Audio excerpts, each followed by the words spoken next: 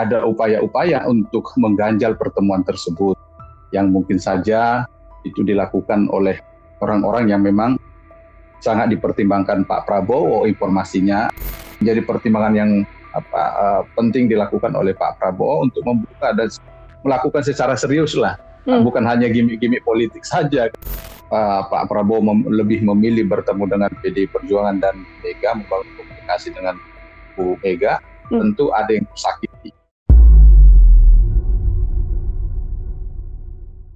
Program Tribunnews on Focus Tribuners kembali membersamai Anda hari ini bersama dengan saya Nila Yarda. Hari ulang tahun PDIP yang digelar beberapa waktu kemarin kembali memunculkan peluang pertemuan Tribuners antara Ketua Umum PDI Perjuangan Ibu Megawati Soekarno Putri dan juga Presiden Prabowo Subianto.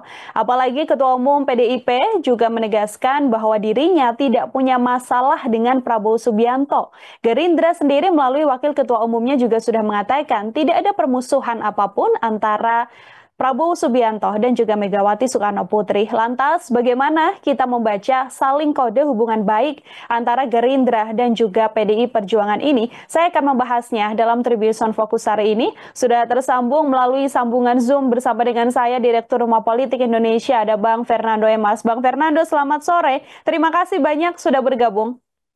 Selamat sore, Mbak Nila. Salam sehat. Salam sehat, Bang Fernando. Terima kasih menyempatkan waktunya berdiskusi bersama dengan saya hari ini. Kita melihat HUT PDIP yang kemarin digelar di internal begitu ya, Bang Fernando ya. Dan yang paling ketara adalah ada kemudian kode-kode yang kembali terbuka disampaikan PDIP dan juga sudah direspon oleh Gerindra terkait rencana pertemuan Bu Mega dan Pak Prabowo. Sebagai pengantar dari Bang Fernando, melihatnya seperti apa, Bang? Ya, ini kan tentu berbagai upaya sudah dilakukan sebenarnya kalau kita lihat untuk mempertemukan antara Bu Mega dengan Pak Prabowo. Seperti sebelumnya, sebelum pelantikan Pak Prabowo, beberapa waktu yang lalu kan itu ada juga upaya untuk mempertemukan Bu Mega dengan Pak Prabowo yang nyatanya pada saat itu belum berhasil. Tentu saya melihat di sini dan juga kita bisalah mendengarkan informasi yang beredar di masyarakat bahwa ada upaya-upaya untuk mengganjal pertemuan tersebut yang mungkin saja itu dilakukan oleh orang-orang yang memang sangat dipertimbangkan Pak Prabowo informasinya ataupun pendapatnya. Dan kalau kita dengar bahwa yang tidak menginginkan pertemuan tersebut, terjadinya pertemuan tersebut adalah Pak Joko Widodo.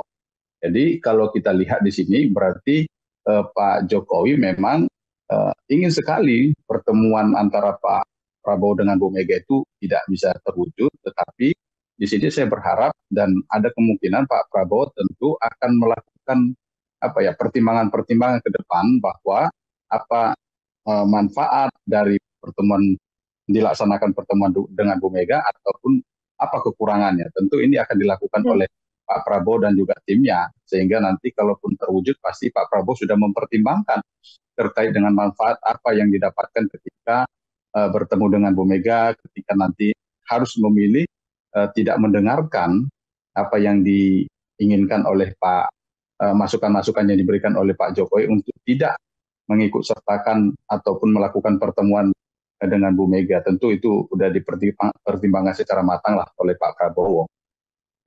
Artinya semakin terbuka sekarang ya Bang Fernando ya pertemuan atau rencana pertemuan antara Ibu Ketua Umum PDI Perjuangan Bu Megawati dan juga Pak Prabowo. Ini kan sebelum pertemuan bisa terjadi ada pernyataan-pernyataan bahwa Bu Mega tidak ada masalah dengan Pak Prabowo, Gerindra juga mengatakan tidak pernah ada masalah juga dengan PDIP maupun Bu Megawati. Kalau secara politik kode-kode bahwa tidak ada masalah antara keduanya ini dibacanya bisa seperti apa Bang? Ya, tentu ini kan semakin membuka peluang bahwa pertemuan antara Bu Mega dengan Pak Prabowo karena memang tidak ada masalah antara keduanya dan memang tidak ada masalah lah kalau kita ikutin karena tidak ada sesuatu yang membuat keduanya harus bermusuhan satu sama lainnya, tetapi memang ada sesuatu masa lalu yang menjadi pertimbangan juga bagi Pak Prabowo karena ada sesuatu janji yang tidak terlunaskan kan sampai saat ini bahwa ada perjanjian batu tulis yang tentu itu tidak bisa dipungkiri sampai saat ini belum dipenuhi oleh Bu Mega. Tetapi saya kira Pak Prabowo kan sebagai negarawan memiliki jiwa yang sangat terbuka dan memaafkan, dan terbukti bahwa pernyataan-pernyataan beliau ketika beliau ditetapkan sebagai presiden ataupun ketika masa-masa kampanye dan belakangan ini juga akan selalu membuka diri untuk kepada siapapun yang ingin membangun komunikasi, yang ingin bergabung dalam pemerintahannya. Beliau sangat terbuka, dan tentu dengan keterbukaan ini seharusnya ada peluang dan terbuka peluang untuk bertemu dengan Bu Mega dan juga membangun komunikasi dengan Bu Mega, karena bagaimanapun juga Pak Prabowo membutuhkan juga ada komunikasi dengan Bu Mega. Saya kira kalau dilakukan hitung-hitungan Pak Prabowo dan timnya terkait dengan manfaat untung ruginya ketika membangun komunikasi dengan PDI Perjuangan ataupun Bu Mega, ataupun ketika Pak Prabowo harus mengabaikan masukan-masukan Pak Jokowi terkait dengan tidak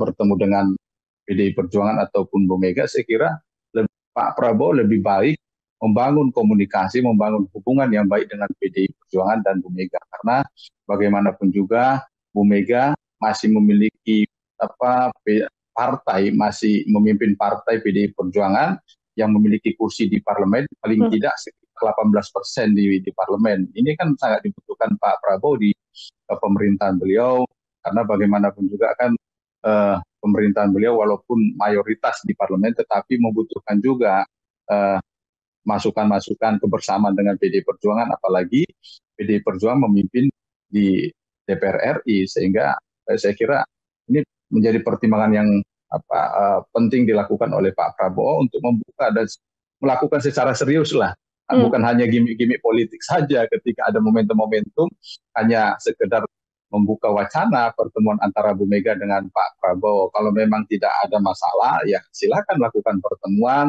Ya, kalau itu semua untuk kepentingan bangsa dan negara, kenapa tidak dilakukan? Kenapa harus mendengarkan masukan-masukan seseorang yang sifatnya itu hanya untuk merusak hubungan satu sama lain? Ya, saya kira itu nggak penting lah, gitu. Tadi Bang Fernando sempat menyinggung ada banyak untung rugi begitu ya apabila memang ada pertemuan antara PDIP dan juga Prabowo Subianto, dalam hal ini adalah Presiden Indonesia. Kalau dari analisa Bang Fernando sendiri, apa saja kira-kira Bang untung rugi apabila nantinya memang terjadi pertemuan antara PDIP dan juga Gerindra? Lalu apakah juga pertemuan ini juga berpotensi bahwa nantinya PDIP ini bisa bergabung dalam pemerintahan dan masuk ke koalisi, atau akan seperti apa? Ya, pertama kan begini, kalau kita melihat berdasarkan informasi yang berkembang, misalnya ketika Pak Prabowo lebih memilih bertemu dengan PDI Perjuangan dan Bu Mega, membangun komunikasi dengan Bu Mega, tentu ada yang tersakiti, yaitu Pak Joko Widodo. Kalau sampai hal itu terjadi, berarti kan kalau kita melihat di sini, kira-kira apa sih yang harus dikhawatirkan oleh Pak Prabowo kalau harus mengabaikan informasi ataupun masukan-masukan Pak Jokowi? Saya kira tidak ada sesuatu yang harus dipertimbangkan lah, karena kalaupun beliau hanya sekedar ingin membalas budi, saya kira dengan memasukkan Mas Gibran di dalam pemerintahan sebagai wakil presiden itu sudah cukup. Terus kemudian ketika beliau lebih memilih membangun komunikasi dengan Bu Mega, dengan PDI Perjuangan, tentu akan semakin kuat pemerintahan beliau di parlemen. Jadi kalaupun pada saat ini Kim Plus itu mayoritas di parlemen, tetapi perlu juga ada dukungan-dukungan dari partai lain dan juga membangun komunikasi dengan pimpinan-pimpinan partai politik lain, apalagi PDI Perjuangan sebagai pemenang pemilu di pemilu yang lalu untuk di tingkat legislatif. Tentu masukan-masukan dari Bu Mega, dari PDI Perjuangan ini sangat diperlukan, dan juga dukungan penuh dari PDI Perjuangan dan Bu Mega diperlukan, karena tidak bisa kita pungkiri bahwa dalam perjalanan pemerintahan Pak Prabowo akan ada partai-partai yang akan potensi akan meninggalkan beliau. Apalagi kalau kita lihat keputusan Mahkamah Konstitusi yang lalu yang membuka peluang semua partai politik peserta pemilu bisa mencalonkan calon pasangan calon presiden atau presiden. Tentu masing-masing partai nanti di pertengahan jalan itu sudah mulai membangun kekuatan-kekuatan partai politiknya untuk bisa mengusung pasangan calon presiden wakil presiden, sehingga sangat mungkin nanti akan ada partai-partai politik yang tidak akan sejalan lagi dengan Pak Prabowo atau bahkan mengabaikan pemerintahan beliau, sehingga dibutuhkan teman-teman yang memang betul-betul bisa diajak bekerja sama seperti PDI Perjuangan. Saya kira ini kan pertemanan lama antara Bu Mega dengan Pak Prabowo. Saya kira bukan hanya sekedar pertemanan politik, tetapi pertemanan pribadi antara Bu Mega dan Bu Mega dengan Pak Prabowo ini akan semakin membuat hubungan di dalam politik itu semakin baik ke depannya. Hubungan baik antara Pak Prabowo dan juga Bu Mega inikah yang kemudian membuat PDIP ini kan sudah berstatement ya setelah HUT kemarin ya Bang Fernando ya, yang mengatakan bahwa PDIP akan menjadi mitra strategis bagi pemerintahan Prabowo begitu ya, dan porsi oposisinya tidak akan sekritis ketika era SBY silam ketika memang PDIP berada di barisan oposisi. Mitra strategis ini bisa dibacanya akan seperti apa? Apakah ini juga membuka peluang bahwa nantinya meskipun tidak di barisan koalisi, tapi PDIP masih terus mendukung secara penuh pemerintahan Prabowo Gibran, Bang Fernando? Ya, kalau saya melihatkan sebenarnya begini, sebagai mitra strategis itu sudah terbangun ketika masa penentuan pemilihan ketua DPR RI yang lalu. Karena jelas pada saat ada muncul keinginan untuk merubah Undang-Undang MD3, tentu ini kan sangat berbahaya terhadap PDI Perjuangan. Tetapi nyatanya koalisi Indonesia Maju pada saat itu yang tentu di bawah kendali Pak Prabowo sebagai presiden, tentu sangat mempertimbangkan hubungan beliau dengan Bu Mega. Dan beliau tidak ingin menyakiti hati Bu Mega. Itu kalau saya melihatnya.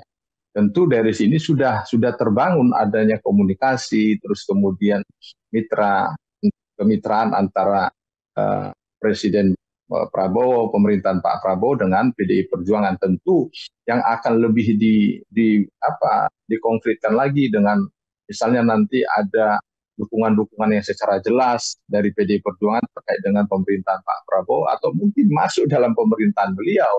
Gitu. Jadi ya kalaupun saat ini sudah ada bahasa-bahasa sebagai mitra strategis, ya memang PDI Perjuangan sebagai pemenang nomor 1 untuk di tingkat legislatif ya sangat dibutuhkan sebenarnya oleh Pak Prabowo untuk memperkuat pemerintahan beliau. Dan apalagi seperti tadi saya katakan bahwa ketua DPR saat ini dipimpin oleh PDI Perjuangan, walaupun itu sudah berdasarkan lobby-lobby antara PDI Perjuangan dengan Pak Prabowo dan tim Koalisi Indonesia Maju, tentu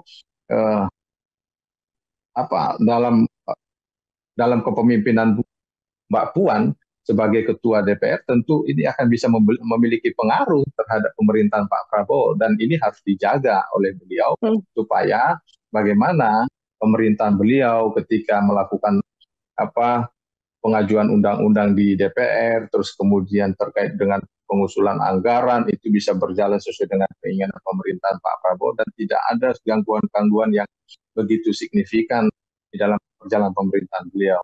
Apalagi kan kalau kita lihat misalnya bagaimana misalnya kepala-kepala daerah juga yang baik tingkat provinsi sebagai gubernur, wakil gubernur, wali kota, wakil wali kota atau bupati, wakil bupati, tentu ini kan dengan mereka bisa sejalan di dalam menjalankan mendukung pemerintahannya Pak Prabowo, tentu tidak akan ada gangguan-gangguan yang begitu berarti nantinya kalau betul-betul diwujudkan hubungan yang baik antara pemerintahan Pak Prabowo dengan PDI Perjuangan ataupun hubungan yang baik dengan Bu Mega itu betul-betul diwujud nyatakan dan bukan hanya sekedar statement-statement di publik di ruang publik ketika ada momentum-momentum saja. Oke, karena sedianya memang saling membutuhkan ya Bang Fernando ya. Pemerintahan Prabowo ini membutuhkan PDIP, namun juga di satu sisi PDIP yang akan menjadi mitra strategis ini juga membutuhkan pemerintahan juga. Ini kan di satu kondisi rencana pertemuan antara Bu Mega dan juga Pak Prabowo kan ada yang mengaitkan juga Bang Fernando dengan kasus yang saat ini menyeret Sekjen PDIP Pak Hasto Kristianto.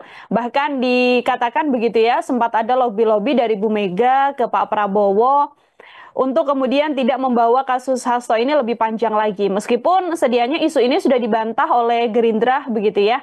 Tapi kalau melihat positioning PDIP nantinya di pemerintahan, akankah apabila memang posisi mitra strategis atau kondisi baik yang dijalani PDIP bersama dengan pemerintahan Prabowo ini, mungkinkah bahwa nanti ini juga bisa mengamankan kader-kader PDIP yang saat ini memang sedang dikasuskan oleh kasus hukum, Bang? Saya kira terlalu berisiko kalau hanya sekedar membawa apa kasus Pak Hasto dalam membangun hubungan dengan Pak Prabowo. Hmm. Berisikonya bagi dua belah pihak ya, bagi PD Perjuangan dan juga bagi pemerintahan Pak Prabowo. Karena apa? Masyarakat akan bisa menilai bagaimana PDI Perjuangan sebagai pemenang pemilu mau dikorbankan hanya untuk seorang Hasto Kristianto kan gitu. Bagaimana pertaruhannya yang begitu cukup berisiko bagi PDI Perjuangan untuk pemilu yang akan datang, karena begitu Hasto bisa diamankan, tidak lagi ditindaklanjuti proses hukumnya, apalagi ada pernyataan dari penyidik KPK, mantan penyidik KPK yang mengatakan bahwa seharusnya sejak di tahun 2020 seharusnya Pak Hasto ini sudah menjadi tersangka. Jadi ini bukan kasus bukan dipolitisasi kasus ini, tetapi memang murni kasus hukum. Sehingga kalau PDI Perjuangan memperjuangkan untuk tidak diproses, ini sangat berisiko untuk PDI Perjuangan, dan juga masyarakat akan menilai bahwa Bu Mega ya tidak betul-betul berpihak untuk kepentingan masyarakat, untuk wong cilik, dan tidak berpihak untuk partai, tetapi hanya untuk segelintir orang. Terus kemudian bagi pemerintahnya Pak Prabowo, karena Pak Prabowo berulang kali, apalagi ketika beliau mengikuti konvensi Partai Golkar, terus kemudian dalam beberapa kali ketika ada kesempatan, beliau mengatakan bahwa serius memberantas korupsi dan tidak akan takut terhadap siapapun. Tentu ini harus dibuktikan. Dan kalau hanya sekedar mengamankan kasusnya Pak Hasto ataupun kader-kader PDI Perjuangan yang lainnya untuk membangun komunikasi dengan Bu Mega, saya kira masyarakat akan menilai terlalu kecil pemerintahnya Pak Prabowo, dan bagaimana Pak Prabowo tidak akan dipandang tidak memiliki komitmen dalam memberantas korupsi, dan akhirnya hanya sekedar omong-omong belaka kan gitu. Ini melihat bagaimana sikap seorang ketua umum ya, Bang Fernando ya, atas kasus yang menyeret sekjennya. Ini kan tangan kanan dari ketua umum PDIP begitu. Ini dalam HUT kemarin juga Bu Mega sempat mengaku sudah pernah curhat pada Prabowo Subianto soal anak buahnya yang mendapatkan beberapa kali perlakuan yang tidak adil begitu ya dalam kasus hukum. Bisa dibaca seperti apa statement dari Bu Megawati ini, Bang Fernando? Saya kira begini ya, memang sebagai pimpinan beliau memang harus membela, berpihak kepada kadernya, tetapi juga harus lebih mengedepankan proses hukum kan gitu, harus lebih mengedepankan bangsa dan negara. Kalau memang terbukti kader-kadernya melakukan tindakan perlawanan hukum, melakukan korupsi, melakukan kolusi, terus melakukan nepotisme, ya seharusnya Bu Mega yang selama ini selalu mengatakan bahwa beliaulah sebagai pendiri lembaga Komisi Pemberantasan Korupsi, seharusnya beliau itu berupaya untuk bagaimana setiap tindakan-tindakan korupsi yang ada yang diperbuat oleh kader-kadernya tidak dilindungi, tetapi harusnya beliau sebagai nomor satu bagian terdepan untuk membawa kader-kadernya itu agar diproses hukum kalau memang memiliki bukti. Seharusnya kan beliau bisa menanyakan kepada para penyidik KPK, apalagi kemarin sempat mengatakan ketika Pak Hasto ditahan akan mendatangi KPK. Seharusnya silakan tanya KPK tanya penyidik, kira-kira apakah memang memiliki bukti yang cukup, yang kuat untuk mentersangkakan Pak Hasto. Jadi bukan hanya sekedar ini politisasi untuk menjelek supaya PDI Perjuangan itu nama baiknya tercoreng di masyarakat, bukan hanya sekedar untuk menjerat kader-kader PDI Perjuangan, tetapi bagaimana Bu Mega bersikap untuk mencari informasi yang valid terkait dengan para kader-kadernya, apakah memang melawan hukum kan gitu, apakah memang melakukan perlawanan-perlawanan yang melawan hukum, sehingga Bu Mega akan dilihat bahwa memang sejalan apa yang dilakukan beliau ketika menjadi presiden, membentuk Komisi Pemberantasan Korupsi dengan apa yang dilakukan beliau sebagai ketua umum partai. Beliau betul-betul mendukung pemberantasan korupsi. Jadi bukan hanya sekedar membentuk lembaga itu, tetapi di dalam internal beliau tidak mendukung. Seharusnya kan beliau secara serius, secara benar-benar mendukung pemberantasan korupsi itu, dan juga kader-kadernya yang terlibat korupsi jangan dilindungi. Termasuk seorang Hasto Kristianto ya, Bang Fernando ya, karena memang termasuk siapapun itu, termasuk misalnya lingkungan keluarga beliau, kalau yang terbukti ya seharusnya paling terdepan untuk bisa mendukung pemberantasan korupsi. Jangan sekedar mengatakan bahwa beliau itu anak seorang pendiri negara ini sebagai proklamator, tetapi tidak juga mendukung bagaimana keberlangsungan negara ini sesuai dengan apa cita-cita Bung Karno. Bagaimana kan cita-cita Bung Karno supaya negara ini menjadi negara yang adil dan makmur kan gitu. Bagaimana masyarakatnya bisa sejahtera, tentu harus sama-sama mendukung pemberantasan korupsi. Jadi jangan membawa-bawa sebagai anak Bung Karno, tetapi tidak mendukung apa cita-cita luhur dari para pendiri bangsa kita. Harus dipisahkan artinya, Bang Fernando, bagaimana kemudian kasus Hasto ini secara personal dan PDIP sendiri sebagai sebuah partai begitu ya, agar tidak kemudian dianggapnya, karena kan banyak juru bicara dari PDIP yang menyebutkan bahwa kasus Hasto Kristianto ini dipolitisasi, ada dramatisir dari KPK terkait Hasto. Apakah kemudian sedianya sebagai ketua umum begitu ya, Bu Megawati yang pasti sudah hafal betul lah terkait KPK, karena beliau adalah salah satu orang yang juga mendirikan KPK begitu. Akankah harus ada sikap tegas dari seorang ketua umum terhadap kadernya? Dalam hal ini yang juga sedang ramai adalah seorang sekjen PDI Perjuangan begitu, Pak Hasto. Kan sebentar lagi juga akan kongres, haruskah ditunggu kemudian langkah tegas dari Megawati saat kongres ini, Bang? Ya, itu terlalu mengada-ngada kalau dikatakan bahwa kasusnya Pak Hasto itu politisasi. Justru kita harus bertanya kembali, jangan-jangan PDIP yang selama ini mempolitisasi ataupun memanfaatkan KPK untuk mengamankan kader-kadernya dari jerat hukum. Karena apa? Karena kita dengarkan dari mantan penyidik KPK bahwa seharusnya Pak Hasto itu sudah ditersangkakan di tahun 2020. Ya. Tapi baru bisa ditersangkakan di tahun 2025. Jadi cukup panjang, ada jeda untuk mentersangkakan Pak Hasto dari tahun 2020 sampai 2025. Berarti siapa yang mempolitisasi kasus ini? Siapa yang mempolitisasi lembaga penegak hukum, lembaga pemberantasan korupsi? Jadi saya berharap sekali ketika ada momentum-momentum nanti, apalagi Kongres PDI Perjuangan yang akan ada sikap tegas dari Bu Mega. Apalagi kan kalau kita lihat Bu Mega selalu ketika dalam berbagai kesempatan melakukan pidato, beliau itu ingin selalu menyampaikan sikap tegas beliau. Jadi saya berharap sekali sikap tegas Bu Mega juga terkait dengan kader-kadernya yang terjerat hukum seperti Pak Hasto. Walaupun beliau selama ini memang dianggap memang mumpuni dalam hal mengurusin organisasi, tetapi ketika ada kesalahan yang dianggap dan diduga terjerat dalam sebuah kasus hukum, ya seharusnya Bu Mega secara gentleman, secara berani mengakui bahwa kader PDI Perjuangan, sekjen PDI Perjuangan melakukan kesalahan, ya silakan diproses secara hukum. Tentu masyarakat akan lebih mengapresiasi Bu Mega dan mungkin juga akan